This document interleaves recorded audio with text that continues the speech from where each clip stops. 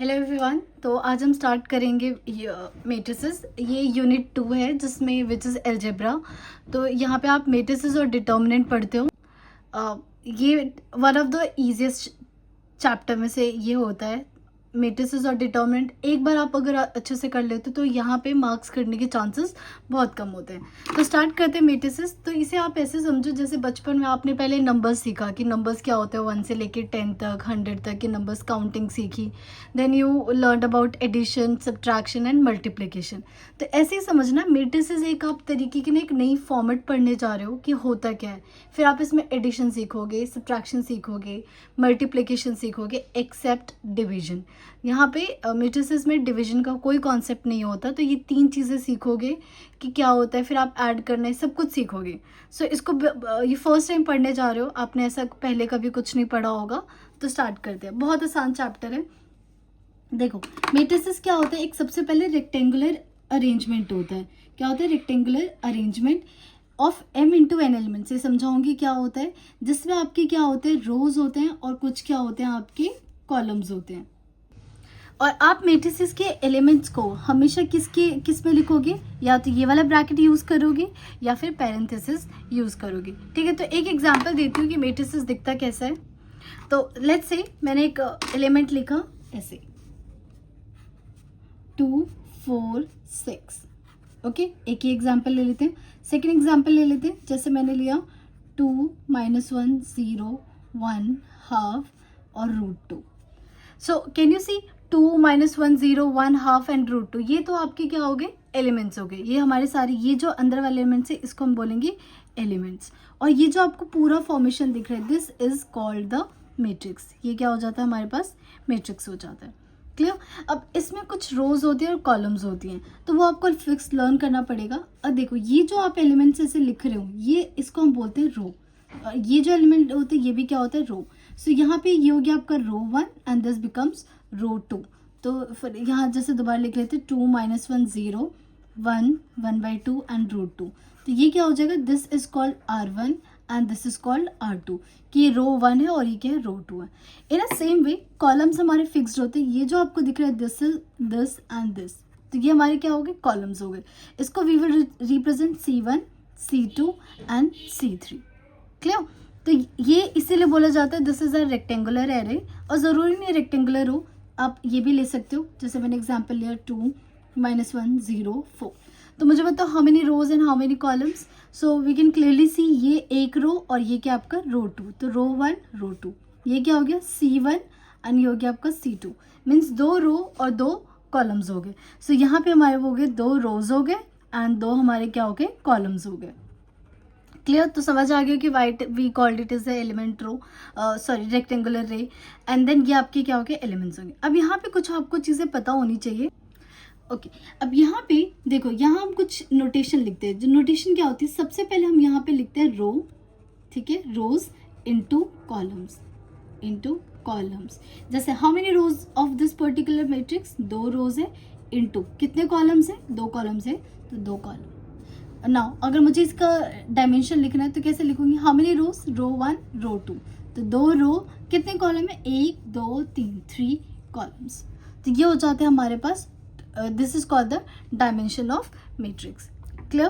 पहली चीज। दूसरी चीज, आपके पास ये जो एलिमेंट्स होते हैं ना, इनकी एक पोजीशन होती है। क्या होती है, पोजीशन होती है, और रीड करने का तरीका होता है।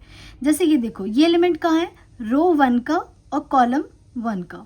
ये एलिमेंट कहाँ से, this is from row 1 and column 2। ये कहाँ से, रो 1 एंड कॉलम 3। तो अब इसे लिखेंगे कैसे, इसे हम लिखेंगे फॉर एग्जाम्पल, ये इस यहाँ लिख देते हैं। इस 2 की पोजीशन है A1 1, मतलब फर्स्ट रो फर्स्ट कॉलम। इसकी पोजीशन क्या हो जाएगी, फर्स्ट रो सेकंड कॉलम। इसकी पोजीशन क्या हो जाएगी, first row third column. Now ये कौन सा रो है, इसके लिए सेकंड रो है, सो फिर राइट सेकंड रो। कौन सा कॉलम है, it is from first column. Similarly this is row 2 column 2 and this is row 2 column 3। तो क्या क्या चीज़ें पता होनी चाहिए, you should know how to find dimensions, you should know the locations, कि उनके लोकेशंस को कैसे लिखते हैं। तभी अगर आप देखोगे ना, तो कई बार मैट्रिक्स की रिप्रेजेंटेशन ऐसे लिख देते हैं AIJ, और यहाँ पे लिखेंगे I cross J, sorry I cross J नहीं, M क्रॉस N।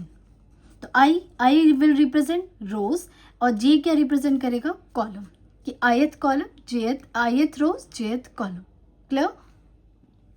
जैसे अब इसका देख लेते हैं, इसकी लोकेशन क्या हो जाएगी, इसकी लोकेशन हो जाएगी A11 और इसकी लोकेशन क्या हो जाएगी A12, इसकी लोकेशन A13। तो आई होप आपको लोकेशन और ये ऑर्डर लिखना आ चुका होगा।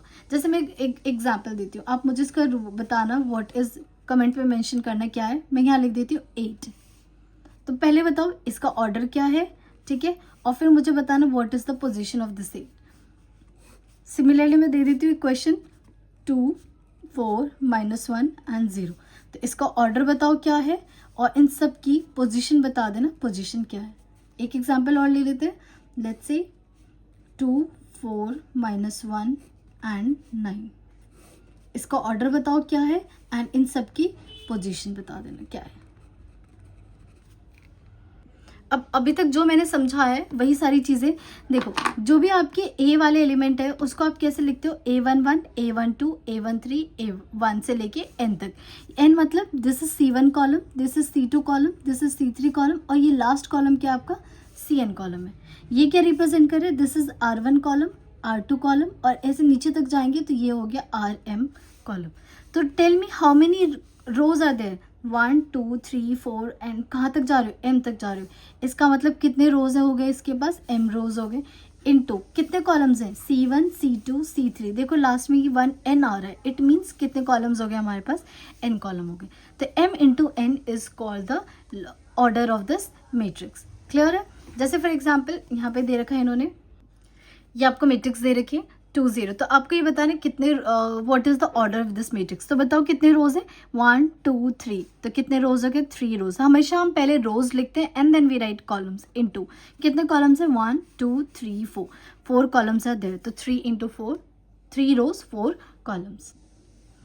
नाउ इस क्वेश्चन में अगर मैं आपसे ये पूछूं व्हाट इज मतलब इस पोजीशन पे 2, 4 पे कौन सा नंबर है, बताओ कौन सा। मैं बताती हूँ, 2 मतलब सेकेंड रो में जाना है, 4th means 4th column, second row 4th column, तो कौन सा नंबर आ गया, 7 नंबर आ गया। सिमिलरली अगर मैं आपसे कहती हूँ A31 विच इज 3 मतलब 3rd रो और 1 मतलब 1st कॉलम विच इज 3। ठीक है, अब जल्दी से बताना इस वाले -2 की लोकेशन क्या है। अगर मैं -2 लिखती हूँ तो व्हाट शुड आई राइट।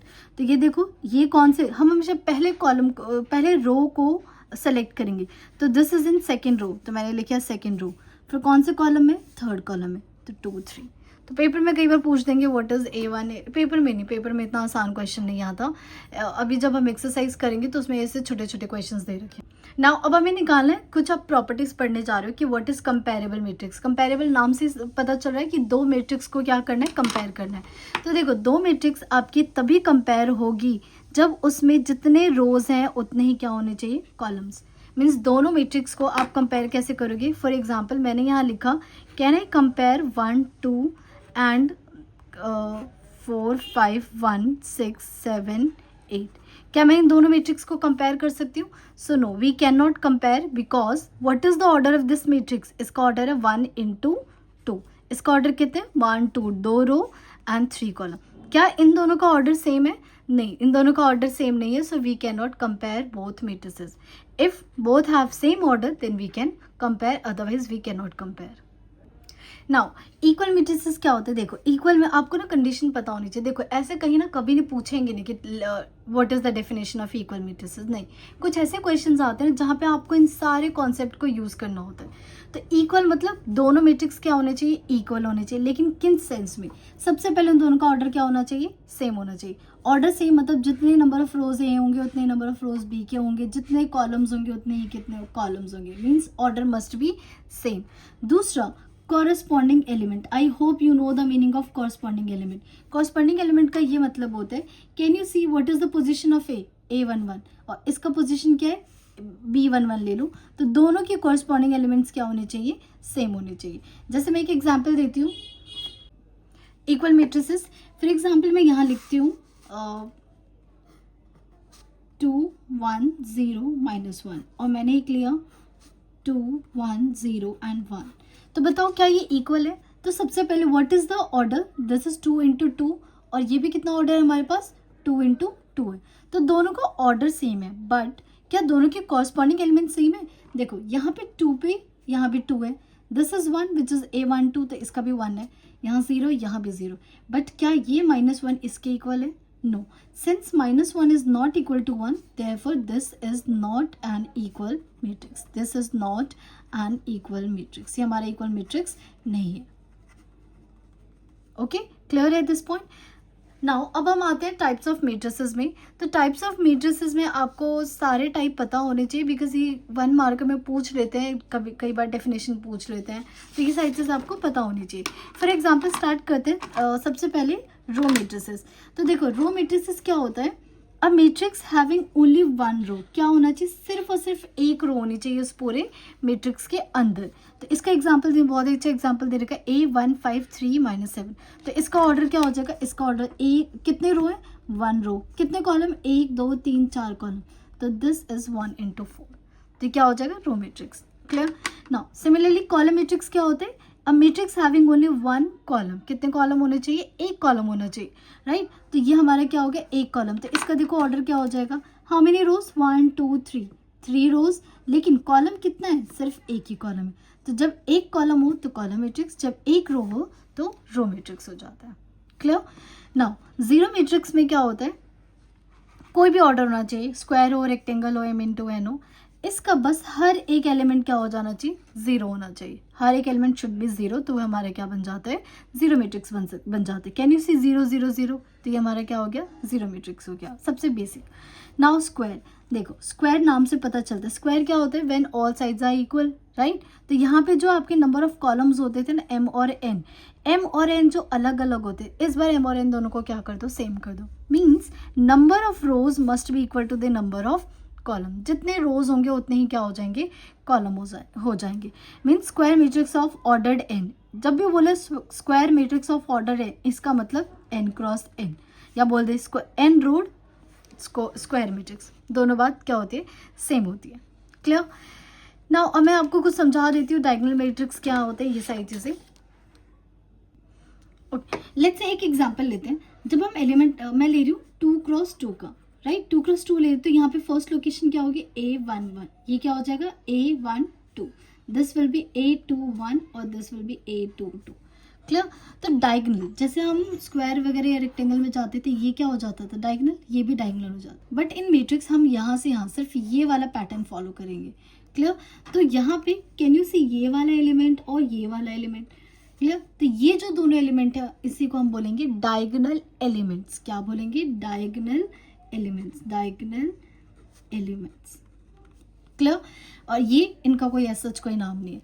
तो डायगोनल एलिमेंट्स की क्या क्या खास बात है, क्या आप एक चीज ऑब्जर्व कर रहे हो, यहाँ पे आई और जी दोनों सेम होता है. देखो आई और जी सेम है, तो डायगोनल एलिमेंट्स कैसे होंगे, A11 या फिर A22 या A33 या फिर A44 हो जाए. ओके, इसी से इन्होंने डायगोनल मैट्रिक्स की क्या डेफिनेशन बोली, इन्होंने बोला इस वाले पे आप कोई भी रियल नंबर ले लो, 0 1 whatever you want to take, लेकिन इन दोनों के अलावा, मतलब डायगोनल एलिमेंट्स को छोड़ के जितने भी स्पेस बचेंगे वहाँ पे हमेशा क्या होना चाहिए, 0 होना चाहिए. वहाँ 0 होना कंपल्सरी है. तो ऐसे मैट्रिसेस हमारे क्या बन जाते हैं, डायगोनल मैट्रिसेस बन जाते हैं. जैसे यहाँ पे देखो एग्जाम्पल में क्या लिखा हुआ है यहाँ. तो सबसे पहले डायगोनल मैट्रिक्स क्या होना चाहिए, हमारा हमेशा स्क्वायर मैट्रिक्स होना चाहिए, क्योंकि डायगोनल की बात ही हमेशा स्क्वायर पे होगी. क्लियर? तो it should be a square matrix. क्या होना चाहिए, हमारा स्क्वायर होना चाहिए.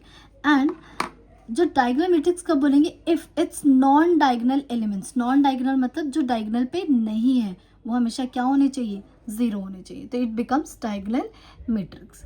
क्लियर? अब कुछ एग्जांपल्स दे रखे, जैसे 4, सिर्फ 4, क्या इसकी पोजीशन A11 होगी, राइट? तो इसमें तो एक ही एलिमेंट हो जाएगा, तो वो क्या बन जाएगा, डायगोनल मैट्रिक्स हो जाएगा. इसमें आप देखो, ये आपके डायगोनल एलिमेंट पे कोई नंबर दे रखा है, लेकिन बाकी इसके अलावा क्या दे रखा है, 0 दे रखे. अब कई बार ये डाउट होता है कि डायगोनल पे हम 0 ले सकते हैं. Yes, of course we can take 0 on the diagonals. तो देखो क्या इन्होंने 0 दे रखा है डायगोनल पे. तो मेरा आप लोगों से एक सवाल है, क्वेश्चन है, इसका आंसर जरूर करना. Is zero matrix a diagonal matrix? ठीक है, इसका आंसर कमेंट में करना कि क्या जीरो मैट्रिक्स डायगोनल मैट्रिक्स होता है. Clear. Now let's come to the very important question, scalar matrix. Scalar matrix में क्या होता है, डायगोनल की ही कंडीशन होती है, लेकिन एक चीज़ उसमें ना थोड़ी अलग हो जाती है. ये कहता है स्केलर में सबसे पहले ये क्या होना चाहिए, डायगोनल मैट्रिक्स होनी चाहिए. मीन्स लेट्स सपोज कि मैंने लिया A11 0 0 A22, ठीक है. इन दोनों के अलावा सब क्या होना चाहिए, 0. डायगोनल में क्या हमारे पास ना ऑप्शन होता था, ये कुछ ले लो ये कुछ ले लो. स्केलर हमें रिस्ट्रिक्ट कर देता है. स्केलर बोलता है कि आपको ना हमेशा डायगोनल पे सेम नंबर लेना है. तो मैंने यहाँ क्या ले लिया, 4 4 ले लिया और 0 0. तो ये क्या बन गया, हमारा स्केलर मैट्रिक्स बन गया. सिमिलरली और क्या ले सकती हूँ, जैसे -1 0 0 0 -1 0 0 0 -1. तो क्या आप देख रहे हो डायगोनल पे आपको हर बार क्या दिखने वाला है, सेम एलिमेंट दिख रहा है. डायगोनल पे क्या दिख रहा है, हमेशा सेम एलिमेंट दिख रहा है. तो मेरा अब कुछ क्वेश्चन है वो उसका आंसर करना. ये मैंने आपके सामने 2 क्वेश्चंस लिखा है, आपको सिर्फ बताना है ट्रू और फॉल्स, कौन सा ट्रू है और कौन सा क्या है फॉल्स है. सिर्फ आपको बताना है. इन दोनों में से कोई एक स्टेटमेंट ट्रू होने वाले है. कमेंट करना, अगर नहीं आता तो मैं इसका आंसर कमेंट बॉक्स में लिख दूंगी. तो अब एक बार ना जो बुक में डेफिनेशन होती है वो मैं लिखती हूँ स्केलर की. स्केलर में नहीं ऐसे लिख देंगे AIJ. AIJ क्या होते हैं, एलिमेंट्स होते हैं, जो ये सारे एलिमेंट्स डिनोट करते हैं. तो ये कहता है कि जब I not equals to J है. अब एक बात बताओ, कौन सी पोजीशन होगी, क्या डायगोनल पे हमेशा I और J इक्वल होता है, I और J. तो ये क्या रिप्रेजेंट करते हैं, रिप्रेजेंट करते हैं डायगोनल की पोजीशन. क्या रिप्रेजेंट करते हैं, डायगोनल एलिमेंट्स की पोजीशन. जब भी I और J होगा तो आपको K लेना है. K is any real number, K belongs to real number. Clear. और यहाँ पे लिख दिया इन्होंने 0 कि जब भी I और J इक्वल नहीं होगा तो 0 लेना है, लेकिन जब भी I और J होगा तो you have to take any fix real number which is K. Clear. तो यहाँ पे देखो इन्होंने लिखा हुआ है, क्या डेफिनेशन लिखी है, AIJ ये मैट्रिक्स की नोटेशन होती है. सो AIJ जब भी I और J इक्वल नहीं होगा तो 0, और when I equals to J तो ये क्या होना चाहिए, K. देखो आपको ना ये नोटेशन भी पढ़ना आना चाहिए, ऐसा नहीं कि आप इसे इग्नोर करोगे, ये आना ज़रूरी है, क्योंकि कई बार इस टाइप के क्वेश्चन दे देंगे और नहीं समझ आएगा तो आप वो सॉल्व नहीं कर पाओगे. तो इसको रीड करना सीखो. दोबारा बताती हूँ, I not equals to J, I not equals to J, तो बताना कौन से एलिमेंट आएंगे, जैसे A12. क्या ये दोनों सेम है, नहीं. कि A13 A24 ये सारे कौन से केसेस है, जब I is not equals to J. I equals to J का क्या मतलब है, दोनों एलिमेंट सेम होना चाहिए. तो आपके पास क्या केसेस होते, A11 A22 A33 A44, इस टाइप की क्या हो जाते हैं, एलिमेंट्स हो जाते हैं. क्लियर. तो ये देखो इन्होंने कुछ स्केलर के एग्जाम्पल लिखे हुए हैं. एंड आइडेंटिटी क्या, स्केलर का भी बिल्कुल क्या है, एक और स्केलर में फिक्स कर दिया. इन्होंने बोला इस बार K मतलब 1 ले लो.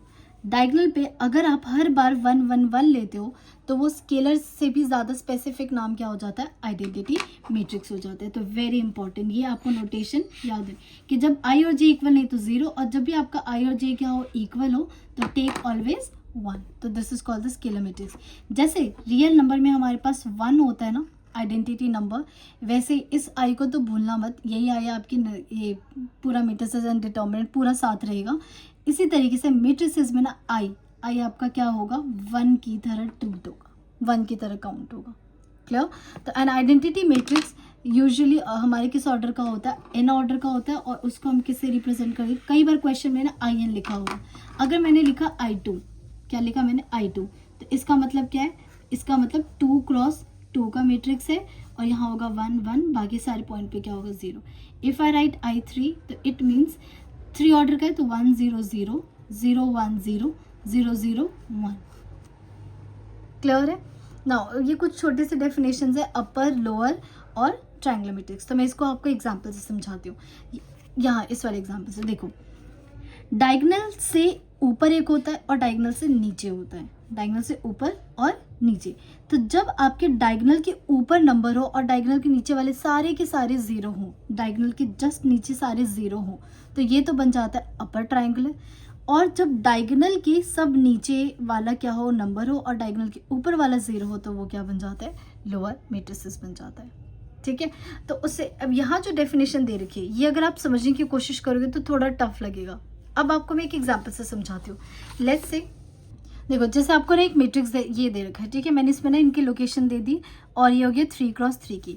अपर में क्या होता है, डायगोनल के नीचे वाला 0 होना चाहिए, डायगोनल के नीचे वाला 0 होना चाहिए, राइट. अब एक बार ज़रा डायगोनल के नीचे वाले एलिमेंट्स में कुछ चीज़ें ऑब्जर्व करना.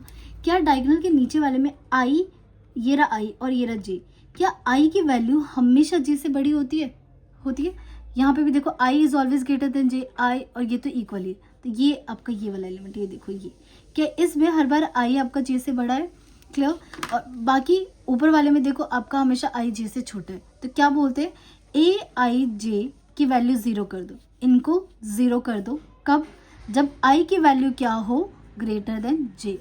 जब ये 0 हो जाएगा तो ऊपर कोई नंबर होगा, तो ये केस किसका बन गया, this is the case of upper triangular. ये किसका बन गया, हमारा अपर ट्राइंगुलर का बन गया। लोअर ट्राइंगुलर में क्या होगा, ऊपर वाला 0 करना है, ऊपर वाला क्या करना है, 0। ऊपर वाले में केसेस देखो, क्या आपका आई हमेशा जे से छोटा है ना, तो इसमें लोअर, तो लोअर ट्राइंगुलर के लिए जब आपको ट्राइंगुलर मैट्रिक्स के बारे में इन्फॉर्मेशन लिखनी है, सो ए आई जे 0 कब होगा, जब ये वाला एलिमेंट 0 होना चाहिए। इस केस में क्या, देखो आई हमेशा जे से छोटा है, तो क्या लिखेंगे, जब आई की वैल्यू जे से छोटी है। तो this is the case of lower triangular and this is the case of upper triangle. यही चीज़ इन्होंने बस इंग्लिश में लिख दी। इन्होंने क्या लिखा, अपर ट्राइंगल जब ए आई जे क्या हो, 0 और आई की वैल्यू जे से बड़ी हो। लोअर में ए आई जे 0 होनी चाहिए, जब आपकी आई की वैल्यू जे से छोटी होनी चाहिए। क्लियर। और ट्राइंगुलर मैट्रिक्स, तो उस ट्राइंगल में क्या होता है, जब भी आपको स्ट्रिक्टली ट्राइंगल बनाना हो तो क्या होना चाहिए, ए आई ए, मतलब डायगनल भी 0 हो जाए। डायगनल भी 0 हो जाए तो क्या बन जाता है, स्ट्रिक्टली। और बाकी ये कंडीशन तो होनी चाहिए, और डायगनल को भी क्या कर दो, 0 कर दो। तो अब एक एक्सरसाइज करते हैं। एक्सरसाइज, फर्स्ट एक्सरसाइज बहुत आसान सी है, ठीक है। तो इसमें हमें करना है, identify the types of matrices given below and write their order of each matrix. ठीक है, हमें ये भी बताना है कौन सी टाइप की मैट्रिक्स है और उनका ऑर्डर भी साथ में क्या करना है, लिखना है। सबसे पहले देखो, ये जो है ये कौन सी मैट्रिक्स, क्या है, इसमें सिर्फ एक ही रो है, तो इसका स्पेशल नाम क्या हो गया, दिस इज रो मैट्रिक्स। क्या हो गई, रो मैट्रिक्स। इसका जरा ऑर्डर बताना, कितने रोज है, एक रो, राइट। और कितने कॉलम है, 1 and 2 कॉलम, तो 1 into 2। क्लियर।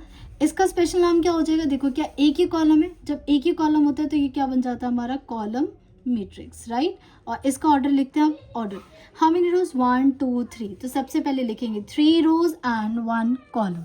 क्लियर। नाउ इसको सॉल्व करते हैं। हाउ मेनी रोज, 1 2 3, तो कितने रोज है, 3 रोज, और कितने कॉलम्स है, 1 and 2 कॉलम्स है। क्लियर। और इसमें कितने रोज है, 1 रो एंड 3 कॉलम। इसमें 2 रोज, 2 into कितने कॉलम, 1 and 2 कॉलम।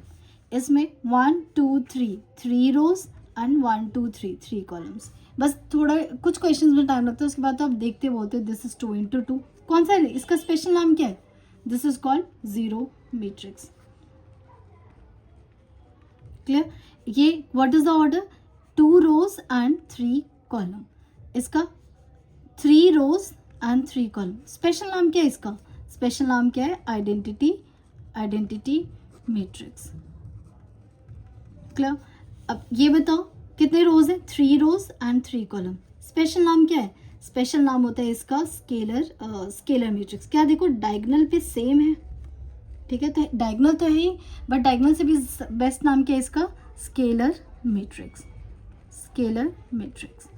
इसका ऑर्डर बताओ, दिस इज 3 into 3, और इसका स्पेशल नाम क्या है, स्पेशल नाम क्या है, ये डायगोनल। क्या इस बार आपके सेम है, नो, जब सेम नहीं होता तो क्या बन जाता है हमारा diagonal matrix. Clear. Now this is question number 2। आपको एक मैट्रिक्स दे रखी है, आपसे बोला है A22 और A32 का सम निकालना है। तो सबसे पहले A22 मतलब सेकेंड रो और 2 मतलब second column. Second row second column, कौन सा एलिमेंट आ रहा है, 0, तो इट इक्वल्स टू 0। फिर थर्ड रो, क्या बोला इसने, थर्ड रो, तो व्हाट, ये थर्ड रो, और सेकेंड कॉलम, तो कौन सा एलिमेंट है, 2, तो +2, 0 + 2, क्या आंसर आ गया, answer is 2। Clear. Now similarly क्या बोला इन्होंने इस वाले में, B21 means second row first column which is 8, plus 32 means third row और second column which is 1, minus 1 3, इसका मतलब first row third column which is 2, तो 8 + 1 9, 9 - 2 7, तो this is the answer. Clear. अब ये ना थोड़ा घुमाने वाला क्वेश्चन, अदरवाइज है तो आसान नहीं। इन्होंने कहा कोई एक मैट्रिक्स है जो P क्रॉस Q ऑर्डर का है, तो मुझे नहीं पता what is the value of P cross Q, बस P क्रॉस Q ऑर्डर का है। And R is a row of A, कि कोई मैट्रिक्स है, इसमें दे रखा है रो, तो इनमें से कोई एक आर क्या है, रो है, then what is the type of are as a matrix. अब इसको ना एक एग्जांपल से समझो। सबसे पहले मैंने ना आपको एक मैट्रिक्स दिया 2x3 का, 2x3 से ले लो 2x4 और ले लिया मैंने 1 -1 2 0 0 0 1 2, ये ले लिया। क्लियर? तो this is P cross Q type. अब मैंने क्या कहा, इसमें से ना कोई एक रो को उठा लो, एक इसको उठा लो, तो ये क्या बन गया, any row, this become row, right. इस रो का ऑर्डर क्या होगा, सिर्फ ऑर्डर बताना है। क्या बताना है हमें, what is the type of are as a matrix. तो ये इसको अगर लिखोगे तो क्या लिखोगे, और इसका अगर मैं आपसे पूछूं इसका ऑर्डर क्या होगा, तो ऑर्डर कैसे लिखेंगे। देखो अगर मैं यहाँ अलग से लिख दूँ 1 -1 2 0, तो इसका ऑर्डर क्या हो जाएगा, एक रो और कितने कॉलम, 1 2 3 4, जितने आपके कॉलम थे उतने ही तो उसमें भी कॉलम्स होंगे, बस फर्क क्या पड़ जाएगा, एक रो बन जाएगा, राइट। तो एक बात बताओ, अगर मैं इस वाले मैट्रिक्स से कोई एक रो उठा लूँगी, कोई एक रो उठा लूँगी, ये तो मैंने आपको जस्ट एग्जांपल दिया, अगर रो उठा लूँगी तो कितने और रो होंगे, उसमें एक रो होगा, इनटू कॉलम्स कितने होंगे, कॉलम्स हमारे पास टोटल कितने हैं, क्यू, तो 1 क्रॉस क्यू, ये आपका ऑर्डर हो जाएगा। तो इसका आंसर हो जाएगा 1 क्रॉस क्यू। क्लियर? और रो मैट्रिक्स बनेगी। Similarly a column matrix with 5 रोज, कितने रोज है, 5, 1 2 3 4 5, कितने रोज है, 5 रोज हैं। एंड और देखो इसने क्या बोला, कॉलम मैट्रिक्स है, कॉलम मैट्रिक्स इसका मतलब कैसा वाला एलिमेंट होगा, सिर्फ एक ही कॉलम होगा, राइट। कितने कॉलम होंगे, एक कॉलम होंगे, इनटू कितने रोज बोले इन्होंने, R1 R2 R3 R4 और R5, 5 रोज बोले, तो 5 रोज और एक कॉलम। क्लियर? अब इन्होंने बोला then what type of matrix is row of A. इस रो से मान लो मैंने यहाँ कोई भी नंबर ले लिया, A ले लिया, B ले लिया, C ले लिया, D ले लिया, E ले लिया। अब कह रहा कोई एक रो ले लो, तो मान लो मैंने ये वाला रो लिया। अब इस रो का मैंने मैट्रिक्स बनाया, ये B बना दिया, तो इसका ऑर्डर क्या होगा, क्योंकि आप एक रो ले रहे हो तो एक, और कितने कॉलम इस क्वेश्चन में है ही एक कॉलम, तो क्या हो गया 1 × 1। डन। नाउ जैसे अगर मैं एक एग्जांपल ले लेती हूँ, अगर मैं आपसे बोलती हूँ फॉर एग्जांपल एक और ले लेते हैं कि कोई एक मैट्रिक्स है, राइट, उसका ऑर्डर है 2 क्रॉस 4 का, राइट। अब इसमें ए में से आपने कोई एक कॉलम उठा लिया, एक रो उठा लिया, एक अगर रो उठाओगे तो क्या, उस एक रो उठाओगे तो एक ही रो रहने वाला है, और कॉलम कितने रहेंगे, 4 कॉलम थे ना, तो 4 कॉलम, तो किसी भी row of any matrix of A, तो उसका ऑर्डर क्या हो जाएगा 1 cross 4। Okay done. Now let's come to the 5th question. ये पता नहीं क्यों जानबूझ के ऐसे बेकार से क्वेश्चन है, लेकिन हाँ समझोगे तो ठीक है, अदरवाइज ऐसा कुछ कोई बड़ा रोल नहीं है। If a matrix 18 elements, what are the possible orders it can have. अच्छा ये चीज़ समझानी पड़ेगी। देखो एक एग्जांपल लेती हूँ, मान लो मैंने आपको 2 क्रॉस 2 का ऑर्डर दिया, 2 क्रॉस 2 मतलब यहाँ पे 2 एलिमेंट होंगे, 1 -2 4 2 ले लिया। एक मैंने आपको दे दिया 3 क्रॉस 3 का एलिमेंट दे दिया, 3 क्रॉस 3, 1 -1 2 0 0 0 4 1 2 3। ओके, यहाँ पे ये इनको हम क्या बोलते हैं, एलिमेंट्स बोलते हैं। सो क्वेश्चन ये होता है कि if you have a 2 cross 2 order, how many elements are there in the matrix. तो क्या 1 2 3 4 और एलिमेंट है, तो ये क्या बन जाएंगे, 4 एलिमेंट्स हो जाएंगे। इसमें देखो 1 2 3 4 5 6 7 8 9 एलिमेंट, तो क्या एक लॉजिक देख सकते हो, 2 × 2 क्या आ रहा है 4, 3 × 3 क्या आ रहा है 9। क्लियर? तो जो नंबर ऑफ एलिमेंट्स होते हैं, number of elements of m cross n matrix और n क्रॉस n मैट्रिक्स, वो कितने हो जाएंगे, it will be equal to mn। दोनों को क्या कर दो, मल्टीप्लाई कर दो। तो वही चीज़ यूज़ की इन्होंने कि अगर मेरे पास कोई 18 एलिमेंट है, कोई मैट्रिक्स है उसमें 18 एलिमेंट्स है, तो उनके पॉसिबल ऑर्डर क्या हो सकते हैं। अब एक बात बताओ, मैंने आपको एक क्वेश्चन बोला जिसमें मैंने बोला कि 4 एलिमेंट है। अब 4 एलिमेंट है तो क्या क्या मैट्रिक्स के ऑर्डर हो सकते हैं, हो सकता है 1 2 3 4 बना दो, तो क्या हो गया 1 × 4। हो सकता है आप ऐसे बना दो 1 2 3 4, तो इसका ऑर्डर क्या हो गया 4 × 1। हो सकता है आप क्या कर दो 1 2 0 -1, ये हो गया 2 × 2। और क्या क्या पॉसिबल ऑर्डर बना सकते हो, मीन्स आपको m × n करके हमेशा m × n करके क्या आना चाहिए, 4 आना चाहिए। अब आप m और n की पॉसिबल वैल्यूज़ ले लो। जैसे यहाँ पे 18 एलिमेंट्स दे रखा है, मीन्स हमें पता है कि m n को मल्टीप्लाई करके क्या आना चाहिए, 18 आना चाहिए। तो अब इसके आप पॉसिबल कॉम्बिनेशन, तो हो सकता है m1 हो और 18, ये ऑर्डर हो सकता है, या ऑर्डर क्या हो सकता है 18 × 1 हो सकता है, और क्या हो सकता है 1 कर लेना, अब 2 से चलते हैं, 2 इंटू किससे मल्टीप्लाई करो कि 18 आए, 2 इंटू 9, तो इसका उल्टा कर दो 9 इंटू 2। अब 3 से देख लो, क्या 3 से हम कर सकते हैं, 3 इंटू 8 6, और इसी का उल्टा कर दो 6 इंटू 3। 4 के साथ किसी को मल्टीप्लाई करोगे 18 नहीं आएगा, 5 के साथ नहीं आएगा, 6 के साथ करोगे तो ये 18 आएगा, 6 इंटू 3 ऑलरेडी लिखा है, देन 9 के साथ करोगे 9 इंटू 2, तो ये हमारे सारे क्या हो जाएंगे, पॉसिबल ऑर्डर हो जाएंगे।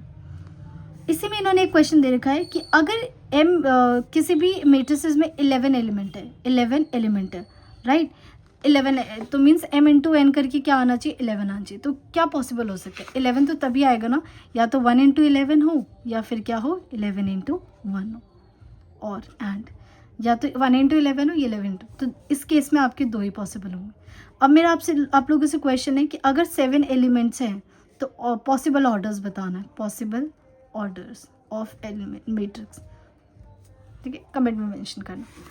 नाउ क्वेश्चन नंबर 6, ऐसा आ जाता है कई बार, ठीक है, 1 मार्कर में आपको दे रखा है A3 क्रॉस 3 मैट्रिक्स है जिसके एलिमेंट्स इस तरीके से बने, अगर आपको AIJ निकालना है तो you have to apply in this formula.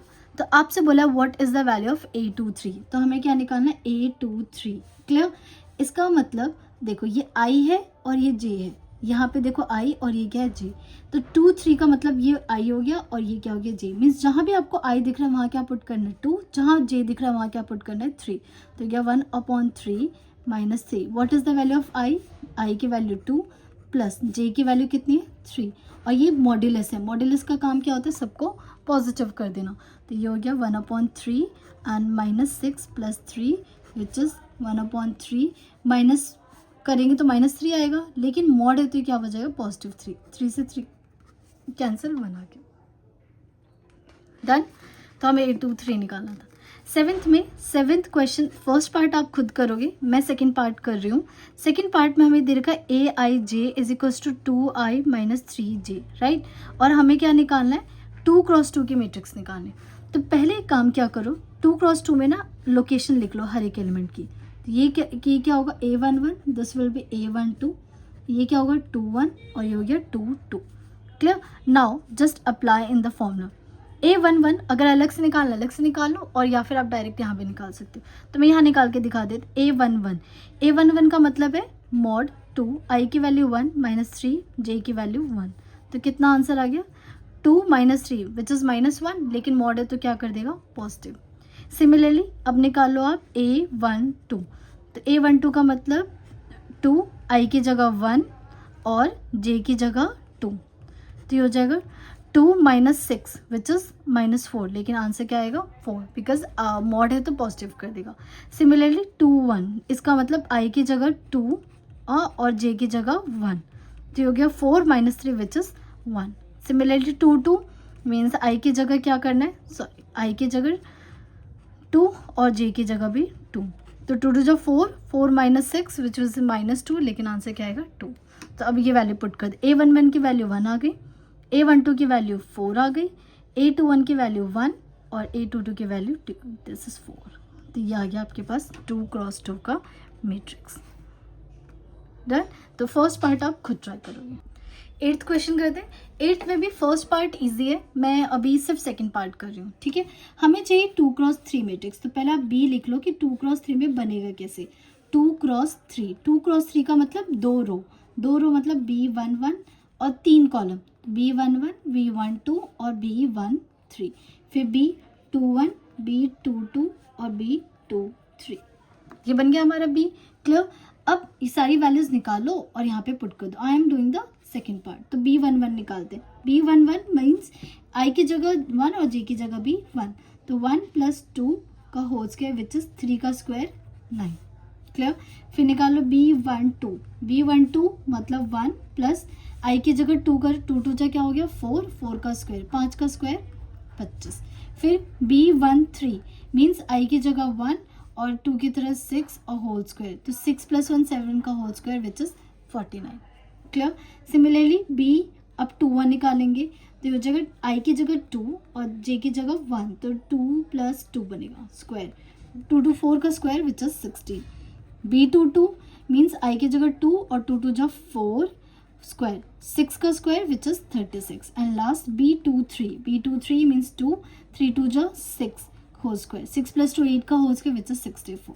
So B matrix क्या बन जाएगी, बी मैट्रिक्स बन गया हमारे पास 9 25 49 16 36 64 और यहाँ पे लिख देते हैं ऑर्डर 2 × 3. तो आई होप ये क्लियर है आप सबको. नाउ अब क्वेश्चन जो है 9th, ये पूरा कंपैरिजन पे है कि दो मैट्रिक्स को कंपेयर कर कैसे करें. तो मैंने आपको बताया था दो मैट्रिक्स कंपेयर कब करते, जब उनका ऑर्डर क्या हो, सेम हो. क्या होना चाहिए, सेम ऑर्डर होना चाहिए, पहली चीज़. और दूसरी चीज़ क्या होनी चाहिए, corresponding elements must be same. Corresponding elements क्या होने चाहिए, elements should be equal. Corresponding का मतलब ये है कि देखो फॉर एग्जाम्पल फर्स्ट पार्ट करते हैं, एक क्वेश्चन है. तो देखो इस वाले का जो पोजीशन है ना, ये विच इज A11, ये किसके इक्वल होना चाहिए, -4 के. तो मैंने यहाँ लिख दिया x + 2y should be equal to -4. And ये जो पोजीशन है विच इज -y, ये किसके इक्वल होना चाहिए, 3 के इक्वल होना चाहिए. अब मुझे x और y तो चाहिए, तो देखो y की वैल्यू यहाँ से क्या आ गई, -3 आ गई. Now just replace this value here. तो x + 2 - 3 = -4. तो ये -6 प्लस कर दोगे तो -4 + 6 विच इज 2. तो x की वैल्यू कितनी आ गई, 2 और y की वैल्यू कितनी आ गई, -3. ओके. इन अ सेम वे जब आप सेकंड पार्ट करोगे तो मैं डायरेक्ट कर रही हूँ. देखो इसकी वैल्यू सॉरी आई थिंक मैंने सेकंड ही कर दिया, नहीं सेकंड नहीं किया, सेकंड में तो -y. जब इसको इक्वल करोगे तो देखो 3x + y किसके इक्वल होगा, 1 के. और देखो 3 के इक्वल ही है. -y यहाँ से हो गया 2 के इक्वल. तो y की वैल्यू फिर से क्या आ गई, -2 आ गई. जस्ट यहाँ पे रिप्लेस कर दो, 3x - 2 = 1 प्लस होके 3 हो जाएगा. तो x की वैल्यू क्या आ गई, 1 आ गई. तो हमें क्या निकालना था, x और y की वैल्यू निकालनी थी. डन. ऐसे in this question we have to find the value of x + y. x भी निकालना, y निकालना, तभी हमें क्या निकल जाएगा, x + y. तो देखो यहाँ से x - y will be equal to -1, z = 4, w = 5 and 2x - y = 0. ये मैंने कंपेयर कर दिया. z और w की जरूरत नहीं है, फिर भी चलो निकाल दिया. इन दोनों को क्या करना है, सॉल्व करना है. तो जो आता है सब्स्टिट्यूशन वो करो. एलिमिनेशन मुझे ज़्यादा बेटर दिख रहा है. देखो ये इक्वेशन है माइनस प्लस और यहाँ पे माइनस, ये y से y कैंसिल, ये हो जाएगा -x = -1. तो x की वैल्यू कितनी आ गई हमारे पास, 1 आ गई. क्लियर. अब x की वैल्यू 1 आई है और यहाँ पे किसी में भी z पुट कर दो. x - y = -1, -1 - y -1, -1 से -1 कैंसिल. तो y की वैल्यू कितनी आ गई, 0 आ गई. हमें क्या निकालना है, x + y. तो x की वैल्यू हमने निकाली 1, y की value 0. So the answer is 1. Sorry एक गलती हो गई, यहाँ पे x की वैल्यू 1 आई है ना, तो यहाँ पे तो +1 होना चाहिए था. एक सेकेंड, ये गलत हो गया, 1 होना चाहिए था. तो ये हो जाएगा -y = -1 प्लस है, तो यहाँ जाके क्या हो जाएगा, -1 हो जाएगा. तो y की वैल्यू कितनी आ गई, 2 आ गई. राइट. अगर y की वैल्यू 2 आई है तो जस्ट यहाँ पे पुट कर दो 1 + 2 which is equal to 3. So x + y की वैल्यू हमारी कितनी आई है, 3 आई है. Done. Now in a fourth part same procedure है. x + y will be equal to 8 and x + 2 = 5. तो यहाँ से x की वैल्यू कितनी आ गई, 3 आ गई. और कंपैरिजन वो क्या करो जहाँ से आपके आंसर्स जल्दी आए. अब यहाँ पे x की वैल्यू 3 पुट कर दो तो y की वैल्यू कितनी आ जाएगी, 5 आ जाएगी. तो हमें x और y निकालना था. नाउ क्वेश्चन नंबर 10, इसमें हमें a b c d सबकी वैल्यू निकालनी. तो यहाँ पे क्या हो जाएगा, 2a + b will be equal to 4 and a - 2b is equal to a - will be -3. Actually यहाँ पे ना एलिमिनेशन से सॉल्व होगा इसलिए मैं अलग लिख रही हूँ. 5c - d will be equal to 11 and 4c + 3d will be equal to 24. हमें a b c निकालना है. तो आप देख सकते हो दो इक्वेशन बनी है. So we need to eliminate. तो इसे एलिमिनेट करने के लिए इसे 2 से मल्टीप्लाई कर देते हैं. तो हो जाएगा 4a + 2b एंड 4 2 जा 8. ये इक्वेशन लिख लेते हैं, a - 2b is equal to -3. This got cancel. 5a 8 - 3 5. तो a की वैल्यू कितनी आ गई, 1 आ गई. a अगर 1 है तो यहाँ पुट कर दो - 2b = -3. 1 इधर जाके -2b हो जाएगा -4. तो b की वैल्यू कितनी आ गई, 2. तो a1 b2.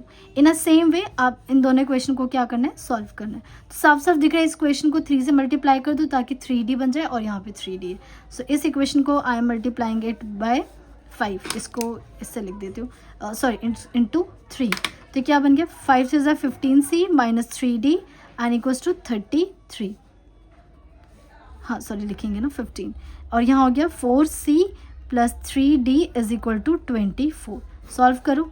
कैंसिल हो गया, 15 + 4 विच इज़ 19C, और ये हो गया 3 and 4 7 और 57। तो C की वैल्यू कितनी आ गई, 3 आ गई।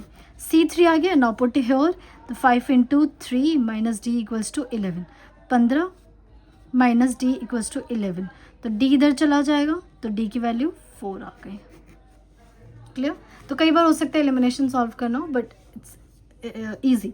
इन अ same way this is a homework, आप ये खुद ट्राई करोगे। Now question number 12 and 13, sorry ये ना सेकंड पार्ट है, 13 नहीं है कोई ऐसा, सेकंड पार्ट है और ये फर्स्ट पार्ट है। Very very very important, very important, ठीक है। ये this is based on basically permutation combination, और ये CUET में भी आता है, ठीक है। CUET में आया हुआ है ये कई बार, ये क्वेश्चन सॉल्व करते क्या। इन्होंने कहा है right the number of possible matrices, ना तो आपसे ऑर्डर पूछा है ना एलिमेंट, इन्होंने कहा है पॉसिबल कितने मेट्रिसेस बना सकते हो, कितने ऑर्डर के, 2 × 3 ऑर्डर के।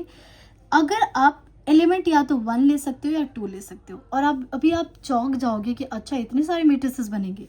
देखो सबसे पहले इस टाइप के क्वेश्चन में ना आप ये बताओ 2 × 3 में ना कितने एलिमेंट हो सकते हैं, टोटल कितने एलिमेंट होंगे, 6। कैसे, 2 रो, मतलब 1 2 3 रो, 1 2 3, तो टोटल एलिमेंट कितने हो गए, 6 हो गए। नाउ अब ये आपसे कह रहे हैं कि इन सब की जगह या तो 1 ले सकते हो या फिर क्या ले सकते हो, 2 ले सकते हो। नाउ अब थोड़ा सा याद करो अपना परम्यूटेशन कॉम्बिनेशन क्लास 11th का। अब इसे ऐसे लिख लो 1 2 3 4 5 6, क्योंकि टोटल कितने एलिमेंट होने वाले हैं हमारे पास, 6 होने वाले हैं, राइट। तो यहाँ पे कितनी चॉइसेस हो जाएगी आपके पास, 2 चॉइसेस। 2 चॉइसेस मतलब या तो क्या लिख सकते हो, 1 या फिर 2। इन अ सेम वे यहाँ पे कितनी चॉइसेस, 2 चॉइसेस, यहाँ भी 2 choices, 2 choices, 2 choices and 2 choices. तो हम क्या करते हैं, टोटल चॉइसेस निकालने के लिए क्या करते हैं, 2 × 2 × 2 × 2 × 2 × 2 × 2, 1 2 3 4 5 6, तो क्या आंसर आ गया, 2 की पावर 6।